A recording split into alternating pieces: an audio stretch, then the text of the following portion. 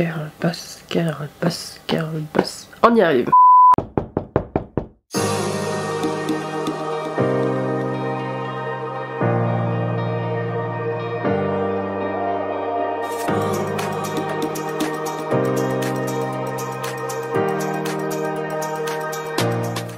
Hey mes pépitos, j'espère que vous allez bien, on se retrouve dans une nouvelle vidéo et comme vous avez pu le lire dans le titre, je vais réagir à une ancienne vidéo que j'ai faite il y a 2 ans. Vous êtes nombreux et nombreuses à venir m'écrire en privé, la plupart du temps sur Instagram, pour me parler de vos déboires émotionnels et vos ressentis amoureux. Vous me posez aussi également la question où j'en suis dans mes amours, pourquoi est-ce que du coup je ne me montre pas sur YouTube et tout ce qui concerne cette phase là, enfin sur YouTube ou n'importe quelle plateforme, hein, soit dit en passant, mais pourquoi est-ce que je ne montre pas ce côté-ci sur mes réseaux, et je vais vous expliquer aujourd'hui pourquoi. Si vous n'avez pas vu la vidéo en question, je vous l'inscrirai dans le petit, je vous invite à aller la voir parce que comme je l'ai tournée il y a 2 ans, bah on en a fait du chemin, et en même temps quand je la re-regarde, chose que j'ai faite avant de tourner cette vidéo pour être sûre de ce que j'allais vous parler, en fait finalement j'ai beaucoup de compassion pour moi-même parce que ça se comprend et vous allez vite comprendre que j'en ai fait du chemin. Je résume ici dans cette vidéo, mais donc du coup dans cette vidéo que j'ai faite il y a 2 ans, j'ai parlé en fait de ma notion de vouloir me réconcilier avec l'amour, ma notion de vouloir retrouver cette flamme et cette passion que j'ai pour les personnes quand je tombe amoureuse de ces personnes, d'être pas non plus constamment dans l'attente de mon ou ma partenaire va être aussi performante que moi. Et on parle de performance sur absolument tous les aspects de sa vie. Aujourd'hui je veux vraiment vous parler de ça avec vous parce que vraiment c'est un sujet qui me touche et qui je trouve est finalement en fait est assez sur les lèvres de tout le monde en ce moment. Où est la place des exigences au sein d'un couple et comment est-ce qu'on peut l'amener de manière bienveillante? Dans ma précédente vidéo je l'avais expliqué, je l'ai dit, j'avais des aspects nocifs dans mon couple de par le fait est que j'avais énormément d'attentes et d'exigences auprès de mes partenaires, du coup que j'arrivais jamais à avoir une relation saine puisque du coup ces partenaires en question n'arrivaient pas à donner ce que moi je voulais absolument. Première chose que j'ai envie de balancer vis-à-vis de ça, c'est que je suis toujours avec des exigences, évidemment, il est très sain d'avoir des exigences et d'avoir des attentes quand on a envie de se lancer dans une relation ou même quand on est dans une relation depuis 10 ans parce que finalement en fait nos exigences évolue avec nous et avec ce qu'on a vécu, notre bagage émotionnel, nos envies aussi, et j'en discute aussi beaucoup autour de moi, que ce soit ma mère, que ce soit mes copains, que ce soit n'importe qui en fait finalement, ou même avec certains d'entre vous. Je dis que c'est très bien d'avoir des exigences mais il faut pas non plus demander la lune, d'accord? Attention, on parle de exigences. Des exigences du style j'ai envie de passer du temps avec mon partenaire ou plus de temps, ce sont des exigences de base. Attention.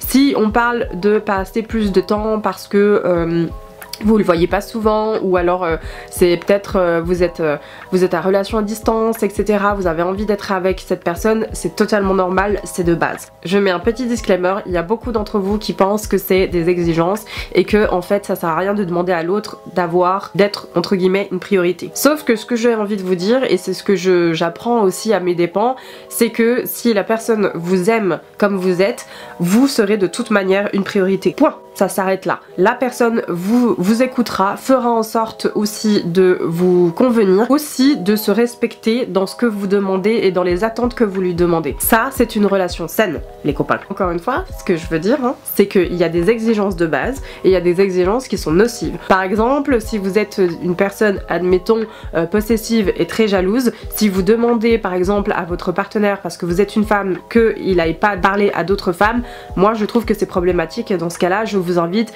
à aller consulter quelqu'un ou régler cette histoire avec vous-même parce qu'il s'agit généralement d'un manque de confiance en soi ou d'un manque de confiance envers les gens de manière générale. Mais je pense qu'il y a quelque chose à débloquer avec cette jalousie, cette possessivité, parce qu'il y a des degrés qui sont acceptables et d'autres qui ne le sont pas. Évidemment, c'est un exemple, hein, je dis une femme mais ça peut être un homme, bref vous avez compris, c'est ultra nocif. Mais donc du coup voilà où je voulais faire le petit aparté. Demander par exemple à quelqu'un de dégager du temps pour vous, c'est une chose. Encore une fois, la personne qui vous aime et même vous, vous devez dégager aussi du temps pour la personne qui partagera votre vie.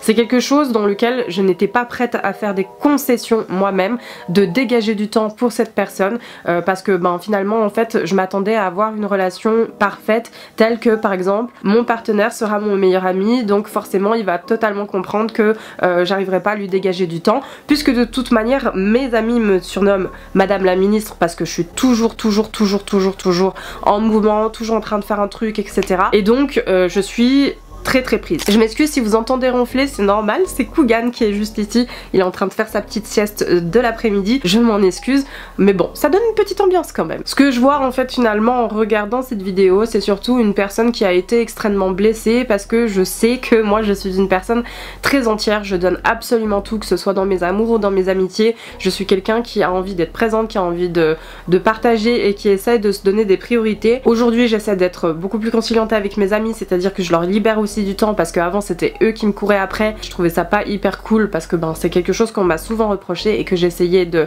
contrebalancer en faisant autre chose. J'adore mes amis mais j'ai aussi besoin de mes moments et ça ils le comprennent parfaitement. C'est la raison pour laquelle tout est une question d'équilibre. Ça vaut aussi également dans vos relations amoureuses et ça je l'apprends que maintenant. Les gars, vraiment je vous le dis en toute sincérité, je vais avoir 30 ans et vraiment c'est quelque chose que je comprends que maintenant. Ça sonnait déjà dans ma tête il y a quelques années, mais je ne le comprenais pas, je n'arrivais pas à l'acter là actuellement et je suis en train de l'acter. Dans mes amours aussi également, je m'accrochais à des hommes et des femmes certainement qui étaient finalement indisponibles ou qui se rendaient indisponibles pour moi. C'était simplement en fait le reflet de ce que moi j'étais et ça me plaisait pas, et donc du coup comment vous voulez que les personnes se montrent disponibles pour vous si vous l'êtes pas, franchement ça ne fonctionne pas de cette manière là. Vraiment depuis ma dépression j'ai tout remis en question et cet aspect là de ma vie a été vraiment remis en question. Avec mon trauma que je vous ai avoué il y a quelques mois maintenant,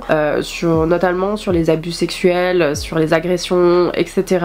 J'ai malheureusement perdu foi en l'homme, même si j'essayais très fort dans mon corps de me dire que pas tous les hommes étaient comme ce monsieur qui m'a fait du mal, et j'ai essayé de départager ça, sauf que du coup en fait finalement je ne l'ai pas fait de la bonne manière parce que je ne me suis pas permis en fait de vivre cette haine, cette colère, cette agression finalement sous tous ses revers, avec toutes les émotions que cela m'a coûté et m'a traversé, parce que je me suis jamais autorisée à faire ça. Et je me rends compte que finalement en fait maintenant je suis en train de penser ces blessures, et donc avec cette blessure là je me suis rendu compte qu'en fait à l'heure à laquelle sort cette vidéo vous l'aurez déjà vu sur mon écouté sur mon podcast, si jamais je vous le mettrai dans le petit i, mais la version que j'ai pour les hommes. Donc déjà de base ça donne on va dire une certaine ambiance, dans le sens où je vais attendre de toute manière quelque chose de plus élevé chez les hommes que chez la femme. Oui, parce que si vous l'avez pas compris, j'étais bi, voilà,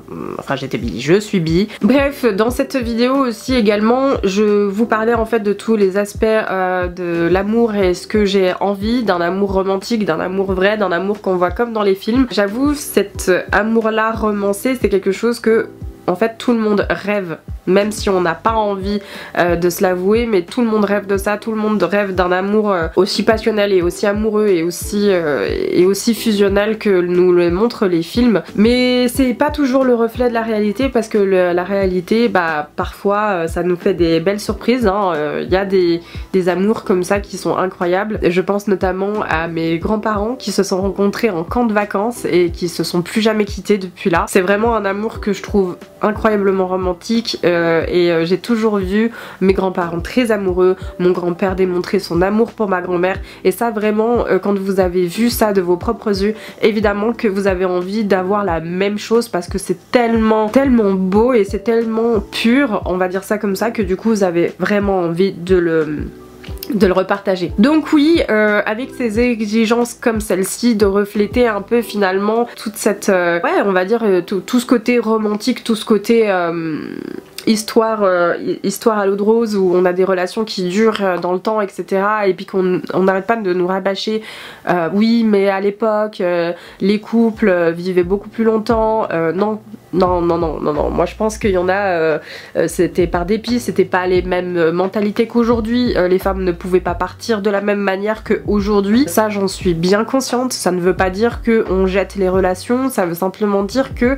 les mentalités ont changé. On ne restait pas avec quelqu'un parce qu'on déshonorait sa famille, par exemple. C'est encore des choses qui existent dans certains pays et dans certaines cultures. Ne l'oubliez pas. Les divorces dans certains pays sont toujours mal vus. Moi, j'ai toujours dit, vaut mieux un divorce et puis qu'il n'y ait pas de casse plutôt qu'un mariage qui tient sur rien du tout, sur des débris.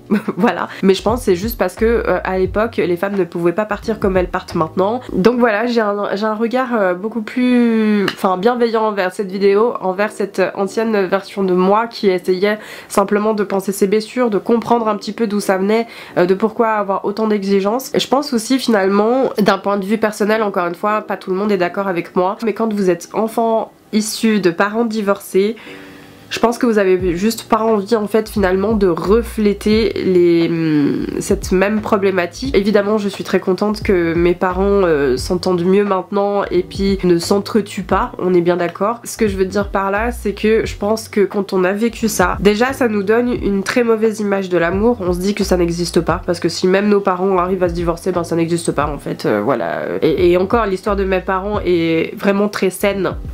Je mets des gros guillemets par rapport à certains couples que j'ai entendus qui se sont divorcés. Vraiment c'est des histoires, voilà. Moi je trouve que mes parents ont fait les choses comme il faut de ce côté-ci. Ce que je veux dire par là c'est que quand vous voyez ça, évidemment vous pensez que tout le monde va partir. Voilà, on va dire ça comme ça. Déjà que j'ai une méfiance naturelle envers tout le monde et encore plus envers l'amour puisque j'ai énormément d'exigences et ça j'arrêterai pas de le dire. Et bien finalement ça démontre aussi une certaine problématique que moi j'ai, c'est-à-dire que j'ai toujours l'impression en fait que finalement mon partenaire de toute manière il va finir par partir. C'est trop triste à dire, j'ai pas du tout une très bonne relation avec l'amour, même si j'ai très envie de l'avoir. Mais j'essaye de le guérir et j'essaie de mieux comprendre finalement de pourquoi est-ce que j'ai pas une relation saine avec celle-ci. Je pense que c'est parce que en fait pour moi elle est réalisable que dans les contes de fées et réalisable uniquement que dans les films romantiques, voilà, ou dans les livres ou ce genre de choses. Dans la vraie vie j'ai l'impression que ça n'existe absolument pas, c'est juste pour nous faire miroiter que c'est beau. Et finalement en fait j'ai envie de dire que ouais, moi je suis assez aspirée par ce type de tableau où j'aime l'amour, je trouve que c'est très beau, je trouve que c'est une émotion qui guérit beaucoup de choses et sans amour on ne fait rien. Et c'est pour ça que je pense que je me contentais plus de l'amour de mes amis, de ma famille, etc. qui je trouvais est beaucoup plus solide que l'amour de mon partenaire ou de ma partenaire. Je pense aussi que ça démontre quelque chose qui est totalement légitime dans ma façon de penser et dans ce que j'ai vécu aussi. Encore une fois, ce que je vous dis là c'est quelque chose d'ultra personnel parce que c'est ma vision, c'est ce que j'ai vécu et c'est ce que j'essaye d'arrêter de penser. Maintenant j'ai des hommes dans ma vie qui sont ultra romantiques. La plupart des hommes, comme je vous ai déjà dit dans plusieurs vidéos, dans plusieurs des podcasts, je suis entourée d'hommes qui sont extrêmement sensibles, qui sont extrêmement doux, qui ont toujours des petites attentions, qui ont cette vulnérabilité et je pense que comme je l'ai toujours dit, mon grand-père est pour moi la figure paternelle et la figure de l'homme que j'admire le plus au monde. Et je pense que instinctivement ou même inconsciemment ou même consciemment, je recherche ça dans mes relations. Un homme sensible qui sera capable de démontrer absolument tout, qui sera capable que même si on lui demande pas de faire quoi que ce soit, et il le fera de lui-même parce que ça lui fait plaisir, parce qu'il a envie de faire plaisir à sa partenaire, etc. Et donc je pense qu'inconsciemment ou consciemment je le recherche activement de trouver en fait finalement cette petite perle rare. Maintenant, pourquoi est-ce que je ne vous montre pas quand je suis en relation, pourquoi est-ce que je vous le dis pas et ce genre de choses? Il y a plusieurs raisons. Il y a plusieurs raisons à cela. La première c'est que je suis, comme je l'ai toujours dit, extrêmement pudique de ma vie privée. J'ai toujours voulu garder un œil sur ma vie privée par rapport à ce que je mettais sur les réseaux, même si je suis bien consciente que la ligne est très fine. J'essaie toujours de faire en sorte qu'il y ait deux choses complètement séparées parce que encore une fois je vous montre ce que j'ai envie de vous montrer et je vous montre pas ce que j'ai pas envie de vous montrer, ce qui est normal. C'est ma vie privée, je n'ai pas envie de vous la montrer et parce qu'il y a des choses qui me concernent que moi, mes proches, mes amis, les gens qui me connaissent. La deuxième chose c'est que mon ou ma partenaire n'est pas dans l'obligation de se montrer devant caméra. J'ai été souvent avec des partenaires qui sont pas fans finalement de la caméra ou sont très vite gênés de la caméra, et donc ça, comme je l'ai toujours dit, j'ai jamais envie d'imposer la caméra à mes partenaires parce que c'est quelque chose que je n'ai pas envie qu'on me fasse. Si moi j'ai pas envie qu'on me montre, c'est quelque chose que je dois respecter aussi également. Encore une fois, comme j'ai toujours dit, c'est moi qui ai décidé de me mettre sur les réseaux, c'est moi qui ai décidé de me mettre en avant et c'est pas eux. Eux finalement ils sont là pour partager ma vie, s'ils ont envie de se montrer, si ça leur dérange pas, eh bien grand bien leur face, mais je ne pense pas que vous allez voir par exemple, je sais que dans l'ancien YouTube ça se faisait beaucoup, des vidéos avec le partenaire. Peut-être que vous allez voir un qui voudra volontiers se montrer de temps en temps et faire un petit coucou, mais je ne pense pas faire une véritable vidéo montage etc avec mon ou ma partenaire. C'est quelque chose que je pense de temps en temps parce que je me dis ça pourrait être sympa, mais vraiment c'est pas le but ultime de ma vie de montrer mon partenaire.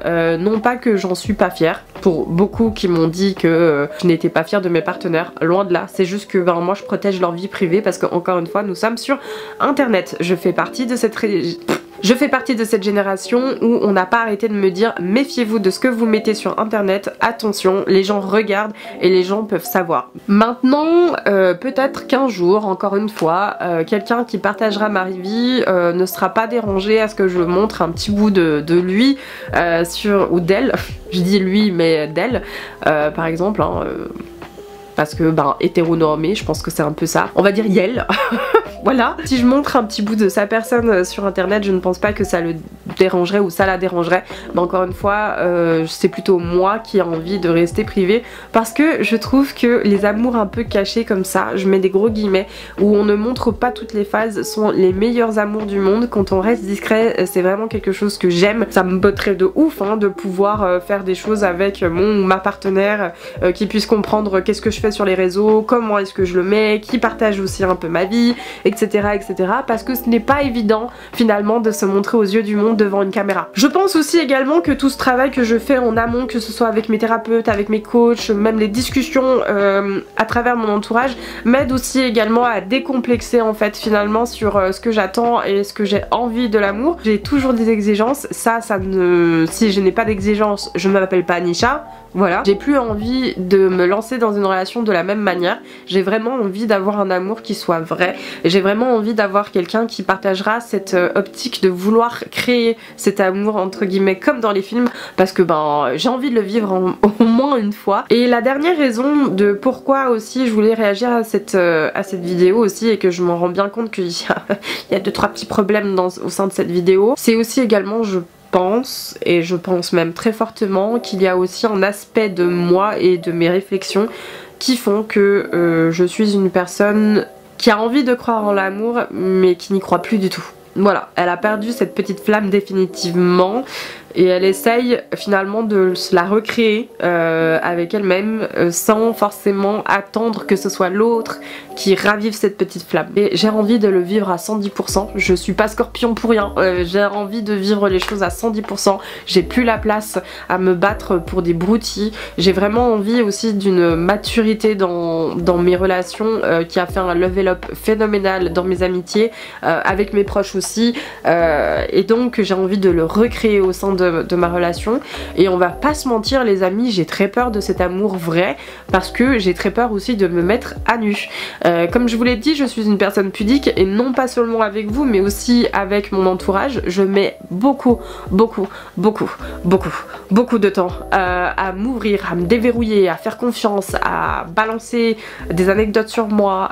Je suis plutôt quelqu'un qui est très réservé, même si on penserait pas comme ça, mais qui est très réservé sur sa vie personnelle, qui dit rien, et puis quand je le dis, généralement les gens ils me regardent puis ça va, je savais même pas que tu vivais tout ça. J'ai très peur de me mettre à nu parce que cette vulnérabilité pour moi ça veut dire que on est capable de jouer avec moi, et c'est justement ce que je n'ai pas du tout envie d'avoir dans mes relations, qu'on se joue de moi. Je veux quelqu'un de sérieux et c'est ça vraiment qui me fait le plus peur, parce que je me suis frottée à des gens qui me disaient sérieux et qui au final en fait ne faisaient même pas les 3/4 de ce que moi je donnais.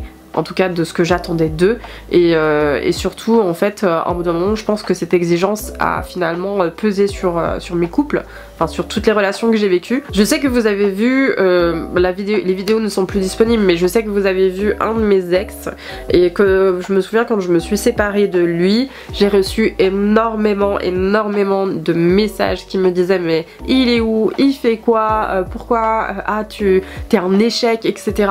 Sachez que c'est toujours très compliqué quand une relation se termine, et surtout quand on a mis cette relation en avant.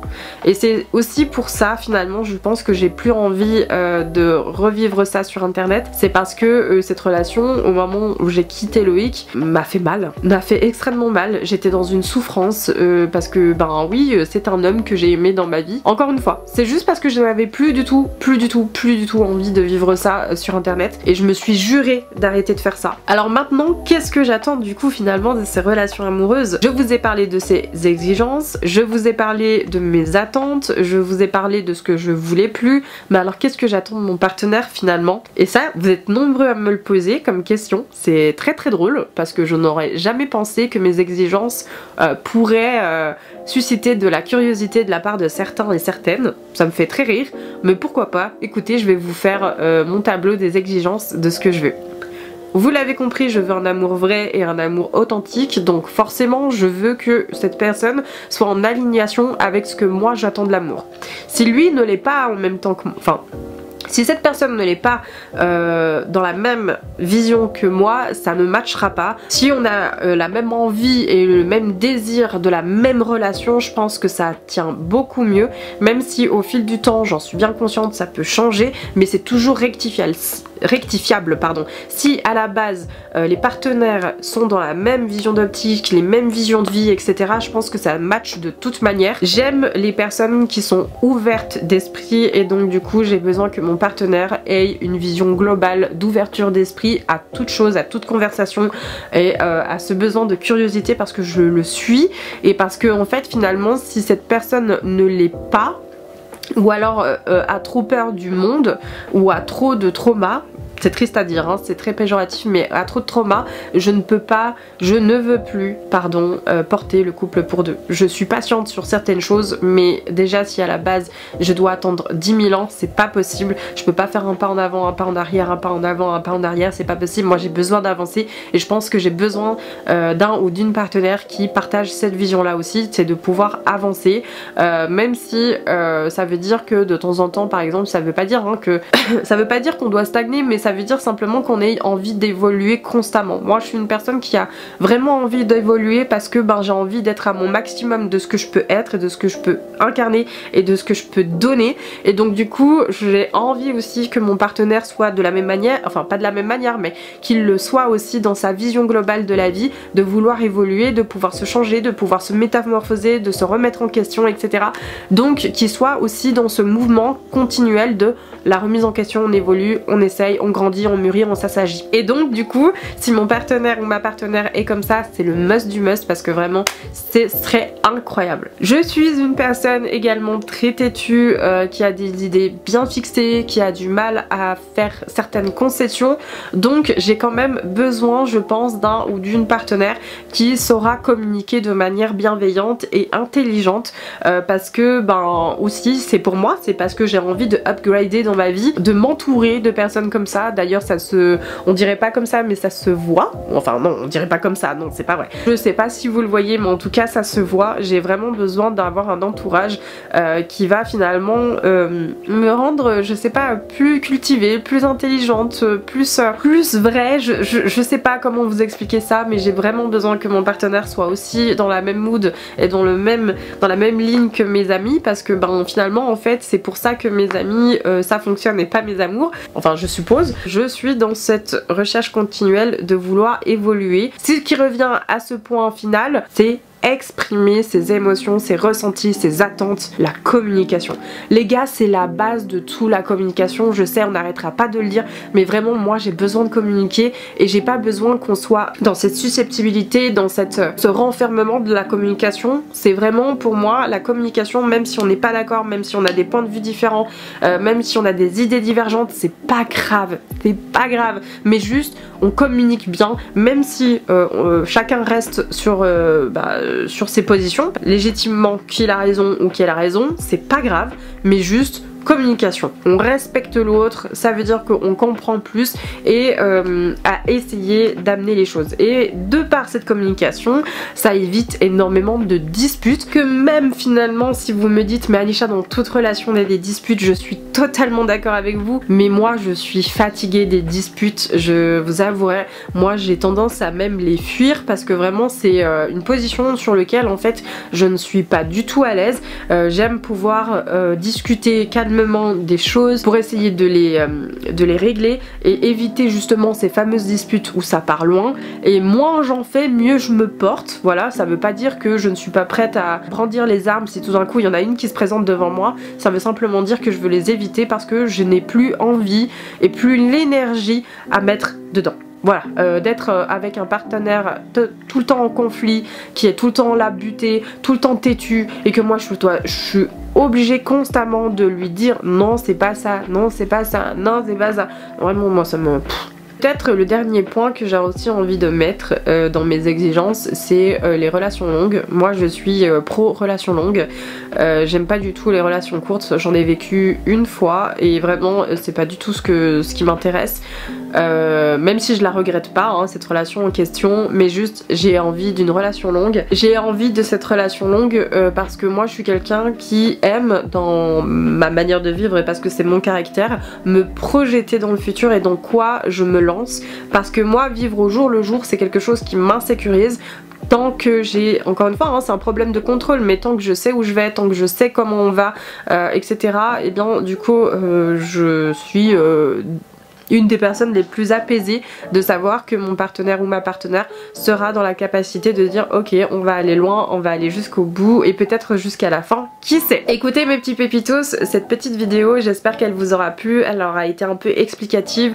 J'ai vraiment voulu réagir à cette vidéo que j'ai faite il y a 2 ans parce que encore une fois vous êtes nombreux et nombreuses à me demander ma situation amoureuse et ça me fait toujours très rire parce que je ne pensais pas que ma situation amoureuse était pépite. Et puis c'est surtout parce que en fait en vous écoutant je me suis dit ben ouais en fait pourquoi pas essayer d'en discuter parce que les idées sont là et je pense que de l'amener de manière bienveillante pourrait, enfin sous forme de conseils, sous forme de story time, ce genre de choses pourrait peut-être vous convenir. J'avais pas vraiment envie de venir avec une vidéo moralisatrice et qui vous dit maintenant vous faites ça comme ça, vous avez pas à faire ça comme ça. Non, chacun a sa vision de l'amour, chacun a sa vision de comment il veut amener l'amour dans sa vie, et moi je sais que j'ai envie de vous montrer ce côté beaucoup plus romantique de moi, sauf que encore une fois c'est une part de vulnérabilité que je n'ose pas encore montrer, même si je tends à le faire, mais ça reste quand même encore très délicat. Encore une fois je suis bien consciente que la phase et la façade sociale que je vous montre n'est pas la Anisha la vraie. C'est pour ça que peut-être vous avez du mal à comprendre qui je suis actuellement, puisque je suis en train de faire ce pont, ce liant de la personne qui s'est montrée comme toutes les autres youtubeuses de 2015 et qui finalement en fait revient à ses racines, à ce qu'elle prend, c'est-à-dire être une personne, une meuf standard qui aime les jeux vidéo, qui aime écouter du métal et du rock, qui aime chiller avec ses copains, qui aime regarder des films, etc. et qui adore voyager sans forcément que ce soit toujours dans l'esthétisme de ce qu'on nous montrait dans ces façades de youtubeuses à la 2015. Donc je sais que j'ai perdu en audience pour ça, mais je sais également que je vais en prendre pour d'autres... J'espère pour d'autres façons, enfin d'autres visions, pour peut-être ma sincérité, pour cette façade que j'essaie de péter aussi finalement, et voilà. et parce que j'ai pris aussi plus en assurance finalement. Voilà, est-ce que c'est ça aussi de se dire qu'on va avoir 30 ans? Est-ce que c'est cette sagesse de se dire de s'accepter soi-même aussi? Peut-être, je ne sais pas. Écoutez, je vous redirai ça dans peut-être que 2 ans. Qui sait? Peut-être une petite story time, j'ai passé mon cap des 30 ans, qu'est-ce que ça fait? I don't know. Écoutez mes petits pépitos, je vous invite à tout simplement liker la vidéo si ce n'est toujours pas fait, hein, parce que pour moi, petite créatrice de contenu, ça apporte mais genre une force phénoménale, comme si j'étais Hulk, vous vous imaginez même pas. Si vous n'êtes pas abonné, s'il vous plaît, abonnez-vous, je l'ai vu dans les stats, il y en a beaucoup qui regardent mes vidéos mais qui ne sont pas abonnés. Et activez la petite cloche pour être au courant de quand mes vidéos sortent. Parce que oui, pour ceux qui me suivent sur Instagram, vous avez remarqué que j'avais un peu de mal à publier les stories en fonction des vidéos qui sortent. Parce que en fait, je suis en train de faire plein de choses à côté et donc du coup je ne fais jamais gaffe à l'heure et donc du coup j'oublie toujours que à 19 h je dois poster ma petite story pour vous dire que la vidéo est sortie. Voilà, donc on active la petite cloche, vous avez le meilleur temps parce que créatrice de contenu en carton, c'est pas grave. Et je vous fais de très très gros bisous, je vous dis à demain pour une nouvelle vidéo. D'ici là, prenez soin de vous et prenez soin des autres. Ciao.